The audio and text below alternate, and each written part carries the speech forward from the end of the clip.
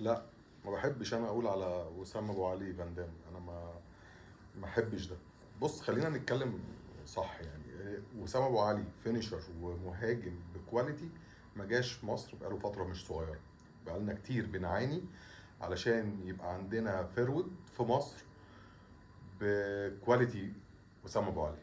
بس هل وسام ابو علي هو بقى فان دام وسيلفستر ستالوني وكل الناس اللي كانت بتحارب جيوش لوحدها؟ لا، وسام لاعب جيد جدا وترس مهم جدا في فريق ومنظومة قوية جدا جدا جدا وفيها تروس مهمة زي أهميته بالظبط. عايز تعرف ازاي؟ تعال نشوف الجول الأولاني. كل الناس اتكلمت على تغييرة الملعب الممتازة واستلامة روعة من حسين الشحات وتمريرة متقنة من حسين لوسام اللي استلم بالدوران بالتفنيش بشكل ممتاز.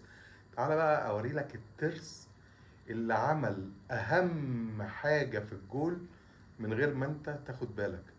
وعلشان كده اللعيبة اللي ما بيشوفوش الجمهور هي اهم لعيبة موجودة في حسابات المدرب. كريم فؤاد، تعالى بص عليه كده. وقت ما كان بيفكر يلعب الكورة القطرية كان هو بياخد الباك وبيخش بيه. اتحول كريم فؤاد راح واخد اللعيب لجوه وبدأ يروح بيه على ال 18 عشان يفضي حسين، عشان يديله مساحة ووقت يستلم ويبص ويلعب صح. وهو جوه بدأ ياخد اللعيب والمساك التانيين ويروح بيهم لبره عشان يفضي مساحة لأسامة أبو علي عشان يستلم ويلف ويسجل جول. علشان كده كريم فؤاد ترس مهم. وعلشان كده اللي عمله وسام ابو علي شيء ممتاز جدا، ولكنه بيخدم عليه مجموعة من التروس لازم نقول انها تروس مهمة. زي ما شفنا كده في تحركات كريم فؤاد، وزي ما شفنا في قطرية، وزي ما شفنا في استلامة وتمريرة حسين الشحات. تعالى بنفس المنطق ده نشوف الجول اللي دخل في منتخب مصر في مباراة فرنسا في قبل نهائي الأولمبياد. كل الناس ماسكين في رقبه مين دلوقتي؟ عمر فايد.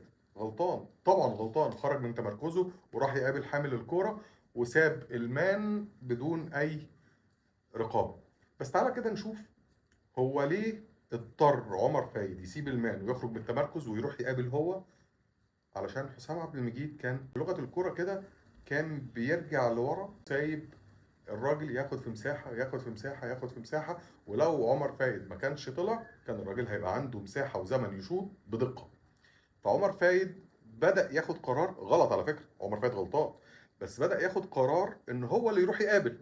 فلما راح يقابل ساب المان، فبقى الراجل عنده زمن ومساحة انه يمرر تمريرة بينية يخلي الراجل يروح هو والجون ويسجل هدف التعادل.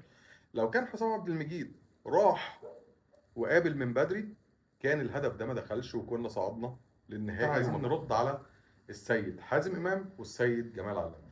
حازم امام نجم كبير جدا في الكوره، مستوى فني واخلاقي ممتاز لا غبار عليه. مش هنأكد المؤكد، مش هنقول كل الكلام اللي كل الناس بتقوله بقالنا سنين. ولكن حازم امام وهو بيدير محتاج يبقى اكثر تفهما. يعني يا كابتن حازم، انت قلت حاجتين عكس بعض في ردك او تعليقك على ما قاله كولر في المؤتمر الصحفي. قلت ان الراجل معاه حق، مفيش لعيب يستطيع انه يلعب 70 مباراة في السيزون او في السنة. فانت دلوقتي بدأت تقول بس احنا في الموقف ده بسبب مؤجلات النادي الاهلي. على فكرة هو انت حتى لو ما اجلتش للنادي الاهلي، حتى لو ما اجلتش لنادي الزمالك، حتى لو ما عملتش اي مؤجلات، سيظل عدد مباريات التي خاضها اللاعبين الدوليين بالنادي الاهلي هو يقارب لل70 مباراة. ليه بقى؟ لان هم نفس اللعيبة هيلعبوا كل المباريات المحليه وهيلعبوا كل المباريات الدوليه وهيلعبوا في كل المشاركات الافريقيه وكل مشاركات كاس العالم للانديه مع النادي الاهلي. ففي الاخر خالص نفس عدد المباريات هيلعبوها. فالمشكله هنا في انك بتحط راسك في الرمله ومش عايز تواجه نفسك بانك محتاج تقلل عدد فرق الدوري. عارف ليه مش هتقدر تقول الكلمتين دول؟ عشان حاجه مهمه جدا. علشان خفض عدد فرق الدوري بيساوي خفض عدد مباريات بيساوي خفض سبونسرز، وكل ده هيودينا للفلوس. وبما ان الفلوس هتقل فاحنا ملناش دعوه، اللعيبه تلعب ويطلع عينيها ونشيل الاهلي مؤجلات. بالمناسبه هو لو بيراميدز راح للنهائي مش كان هيتاجل له زي ما الاهلي اتاجل له؟